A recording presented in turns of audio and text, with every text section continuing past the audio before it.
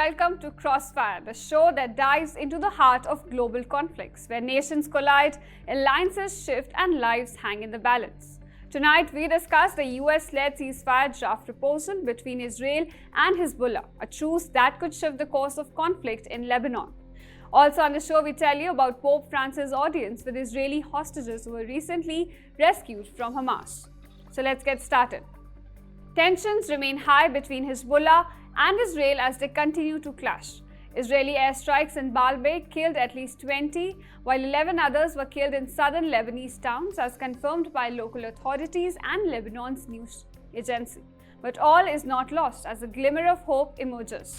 The US ambassador to Lebanon, Lisa Johnson, has reportedly submitted a draft truce proposal aimed at halting the conflict between Israel and Hezbollah. The proposal was delivered to Nabi Berri, Lebanon's Speaker of Parliament. While there has been no immediate comment from the US Embassy, sources report the truce proposal suggests implementing UN Security Council Resolution 1701.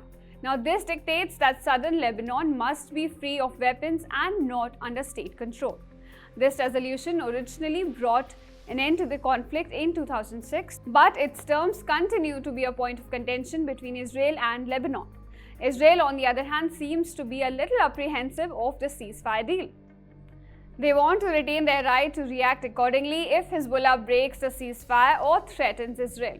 And with US President-elect Donald Trump all set to take office in January, there seems to be a stronger chance for peace. And as the Biden administration pushes to secure a truce before Trump takes office. Now, despite these diplomatic efforts, many remain doubtful about achieving a lasting truce. Moving on now, the Israel-Hamas war has reached the doorsteps of the Vatican. A delegation of former hostages of Hamas have met with Pope Francis, urging the leader to use his influence to support efforts to bring back the remaining hostages still trapped in Gaza. The delegation included Yelena, a former Israeli hostage who was released last November by Hamas. Her son Sasha is still being held by Hamas in Gaza. Now, during a press conference following their audience with the Pope, she expressed her worries about his deteriorating mental and physical health. Now, the delegation is pushing for an urgent negotiations to secure the release of the remaining hostages.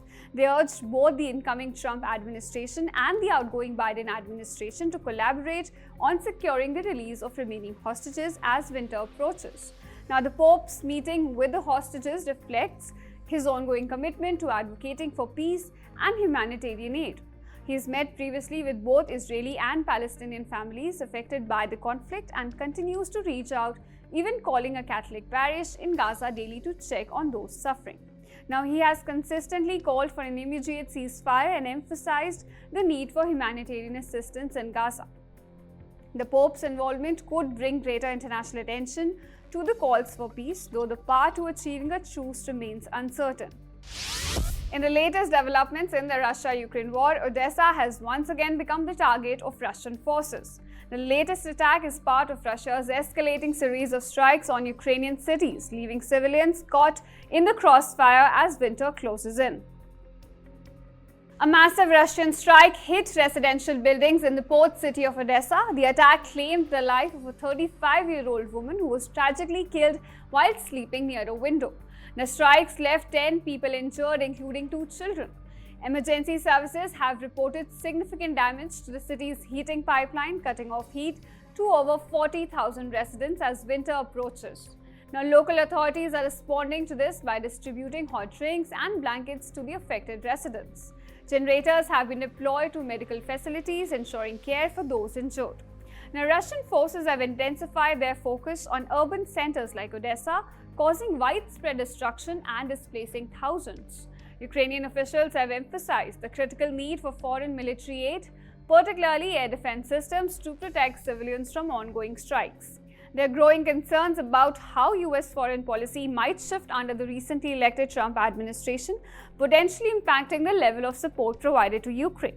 Now, with winter looming, the humanitarian stakes are higher than ever. And now it's time to take a look at some of the biggest fallouts from some of the biggest conflicts around the world. First up, the Palestinian death toll from the ongoing Israel-Hamas war has risen to over 43,000. The total number of injuries have even crossed over 100,000 mark. Now, over the past 24 hours, Israeli military operations in Gaza have caused at least 24 deaths and over 100 injuries. Next up, the ongoing fighting between Sudan's armed forces and the Rapid Support Forces has resulted in over 18,000 deaths and 33,000 injuries. The conflict has created one of the largest displacement crises globally, affecting nearly 12 million people with dire humanitarian needs reported across the country. And at last, during COP29 in Baku, a call for COP Truce has been made, urging nations to halt military operations throughout the conference period. This initiative aims to address the interconnection between climate change and conflict, highlighting how military activities contribute significantly to greenhouse gas emissions. And with that, it's time to wrap up this edition of Crossfire. Thank you for joining us on India Today Global, where we simplified geopolitics for you.